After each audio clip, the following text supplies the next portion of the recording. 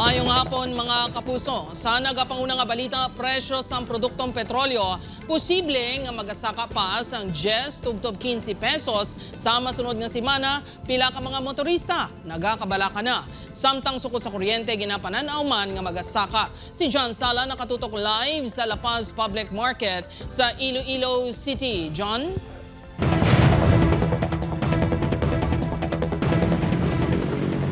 Jert, halos na lang gani kuno nga may ginakita sa karon ang mga POV driver bangod sa padayon niya pagsaka sang presyo sang gatong ano pagid-ayhan kung magtupa na ang panibago na naman nga mega oil price hike sa madason nga semana. Gani nakabalak anilang dako pagid nga epekto sini sa ila palangitan-an. Nagalibot sang una sa barangay Balabag Pavia si Tatay Joe Maria kung maka-pick up sang pasahero sa tricycle. Apang subong nga nagatimbuok na ang presyo sang gatong, husto na lang kuno ini nga magtulotambay sa terminal o kung sa mga waiting shed agud makakinot.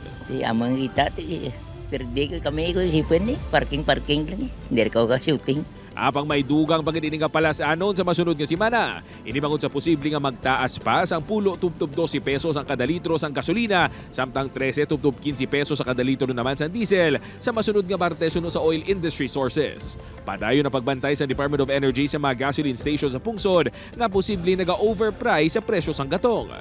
Bantayan lang, reporting lang. Kaya hindi man kita gusto nga magsarag ng gas stations because we need gas, no? Kinanglan taman magpatugong, especially sa mga drivers ng public utility vehicles. But we're trying to avoid that. But kinanglan lang discipline. Ginakabalakan man subong sa mga power distributor ang epekto sang padayon nga pagsaka sang presyo sang gatong sa manginsukot naman sa kuryente. Suno sa Ileco 1 in kaso nga magsaka sang halimbawa 6 ka pesos ang presyo sang kuryente sa spot market.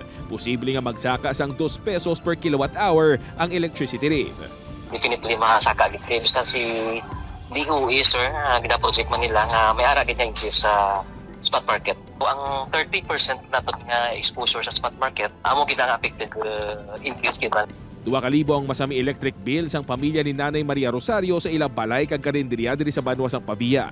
Kung magsaka ang presyo sang kuryente, mapilitan kuno sila nga mas magkinot pagid. Ang nagani budlay gid temprano pa manyapon magkaon. Temprano pa magtulog para gasto sa kuryente. Samtang gindeklara naman nga urgent ni Presidente Ferdinand Marcos Jr. ang emergency powers bill nga nagatuyo nga suspendiro no kon buhina ng excise tax sa gatong.